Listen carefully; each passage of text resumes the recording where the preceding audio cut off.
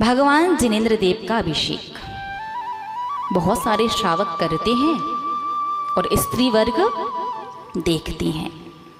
भगवान जिनेंद्र देव का अभिषेक, भगवान जिनेंद्र देव के दर्शन, गुरुओं के दर्शन, जिनवाणी शास्त्र श्रवण हमेशा श्रावक को सिर ढक करके ही करना चाहिए।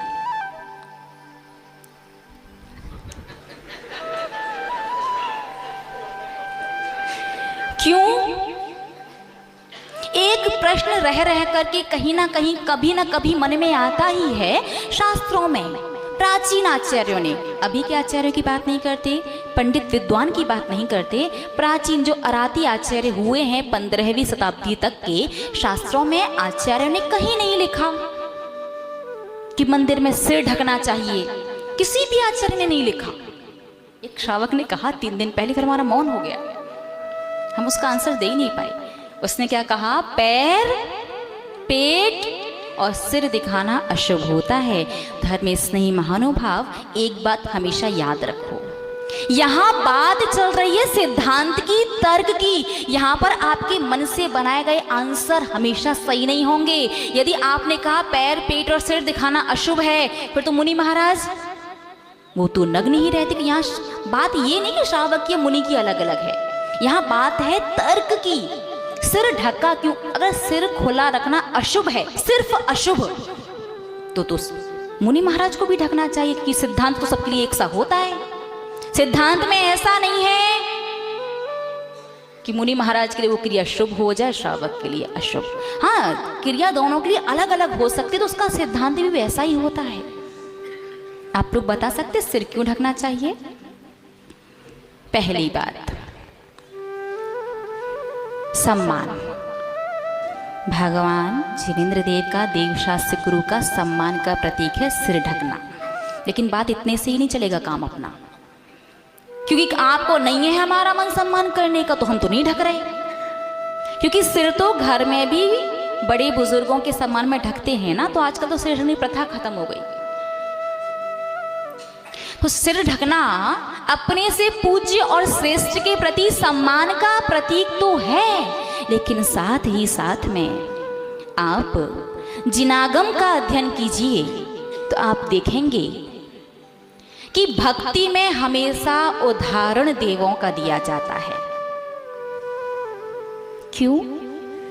क्योंकि देव लोग जो हैं वो भगवान की निर्विकल्प भक्ति कर सकते हैं, मनुष्य निर्विकल्प भक्ति श्रावक नहीं कर सकता।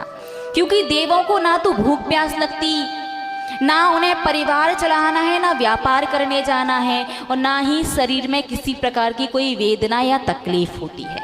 वो घंटों, कई दिन, कई हफ्ते, कई महीने लगातार बिना किसी बाधा के, बिना किसी विकल्प के भक्ति कर सकते हैं। इसलिए देव लोग भले ही देव पर्याय से मोक्ष ना हो, मोक्ष मनुष्य पर्याय से हो, लेकिन मनुष्य पर्याय से भी निर्विकल्प अवस्था में मुनि महाराज बन करके।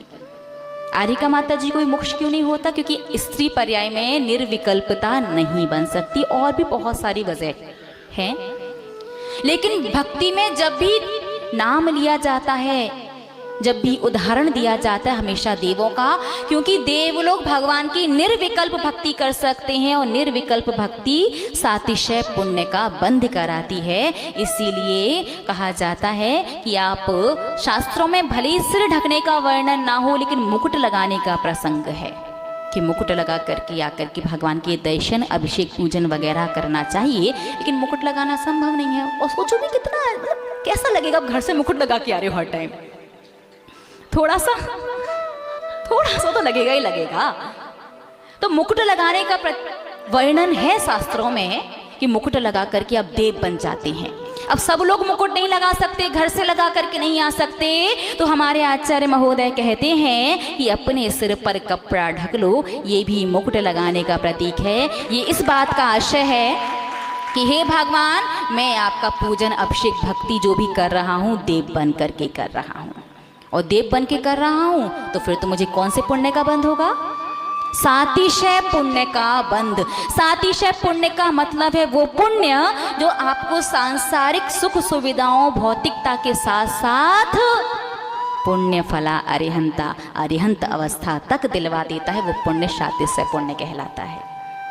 भक्ति के माध्यम से आप अरिहंत अवस्था तक जा सकते हो, लेकिन वो तभी जब आपका पुण्य सातिशय वाला होगा। अब आप तो श्रावक हैं, ज्यादा लंबा चौड़ा बड़ा धर्म कर नहीं सकते, तो क्या कहा आचार्य महोदय ने, मुकुट लगा नहीं सकते तो सिर ढक लो, ठीक है ना। अब आप प्रश्न कर सकते हो, माता जी फिर तो मुनि महाराज को भी सातिशय पुण्य का बंद करने के सिर ढकना चाहिए। तो धर्मी स्नेही महानुभाव, देव गृहस्थ हैं और आप भी गृहस्थ हो, तो गृहस्थ का सिद्धांत गृहस्थ पर घटित होता है, संतों पर साधुओं पर घटित नहीं होगा।